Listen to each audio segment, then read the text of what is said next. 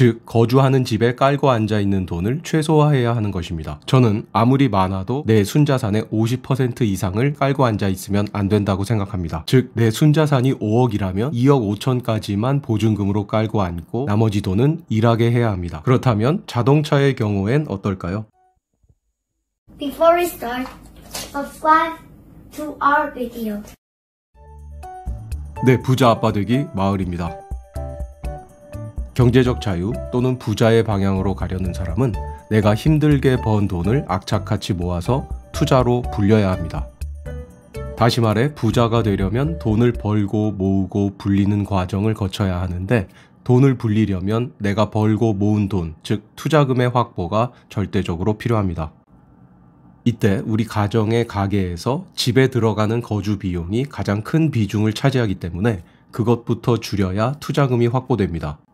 즉 거주하는 집에 깔고 앉아있는 돈을 최소화해야 하는 것입니다. 거주하는 집에 깔고 앉아있는 돈을 가장 극단적으로 줄이는 것, 즉 보증금 몇 천에 완전 월세로 사는 것이 가장 좋은 방법이지만 도저히 그럴 용기가 없다면 최대 어느 정도까지 깔고 앉으면 될까요? 저는 아무리 많아도 내 순자산의 50% 이상을 깔고 앉아있으면 안 된다고 생각합니다. 즉 내 순자산이 5억이라면 2억 5천까지만 보증금으로 깔고 앉고 나머지 돈은 일하게 해야 합니다.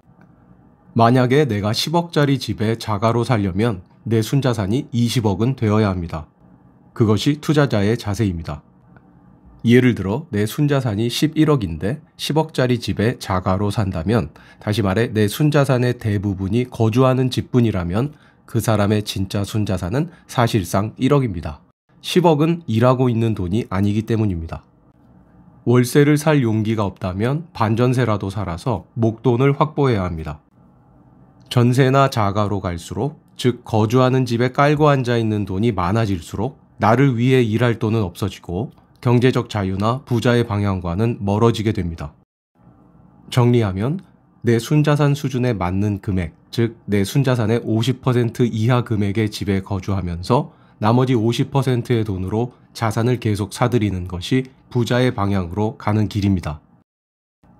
저의 경우에는 2015년에 돈 공부를 시작하고 그 후에 본격적으로 투자를 시작하고 결혼을 하면서 신혼 초에 약 3년 동안 3번의 이사를 다녔는데 그때마다 깔고 앉아있는 돈을 점점 줄여서 지금은 최소로 만들었습니다. 지금 제 돈은 제가 거주하는 집에 깔려 있거나 은행에 잠자고 있는 것 없이 거의 모두 투자로 돌아가면서 일하고 있습니다. 그렇게 하지 않았다면 돈 공부와 투자를 시작한 지 5년 만에 순자산 10억을 만들지 못했을 것입니다. 그렇다면 자동차의 경우엔 어떨까요? 자동차 역시 마찬가지입니다. 많은 사람들이 생각하는 것과는 반대로 자동차는 전혀 자산이 아닙니다. 타고 다니는 자동차는 내 주머니에서 돈을 빼가는 부채이기 때문에 나의 자산이 충분히 늘어나서 그 부채를 넉넉히 커버할 수 있을 때 사야 합니다. 그러기 전까지는 우선 자산을 먼저 사들여서 돈을 불려야 합니다. 항상 부자가 되는 것이 먼저입니다. 그렇다면 지금 나는 얼마짜리 차를 타면 좋을까요? 저는 부자가 되려면 현재 내 순자산 수준에 맞는 차를 사야 하고 그 금액은 순자산의 5% 이하가 좋다고 생각합니다. 예를 들어 내 순자산이 3억이라면 그 5%인 1,500만 원짜리 차를 타는 것이 맞습니다. 내가 5천만 원짜리 차를 타고 싶으면 내 순자산이 10억 이상은 되어야 합니다. 순자산은 1억도 안 되는데 5, 6천만 원짜리 차를 끌고 다니는 사람들이 많은데요. 그러면 평생 부자가 되지 못합니다.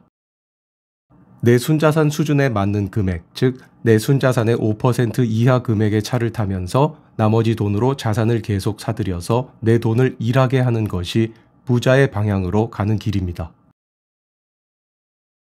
네, 오늘은 부자의 방향으로 가고자 하는 사람은 투자금을 확보해서 자산을 늘려야 하는데 그러려면 지금 현재 본인의 순자산 대비 얼마짜리 집에 거주하고 얼마짜리 자동차를 타는 것이 알맞은가에 대해서 이야기해 보았습니다.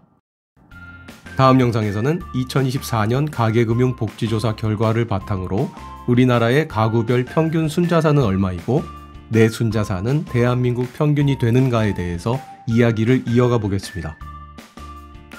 부자 아빠, 부자 엄마가 되고 싶어하는 모든 분들을 응원하겠습니다. 네, 그러면 다음 영상으로 가시죠.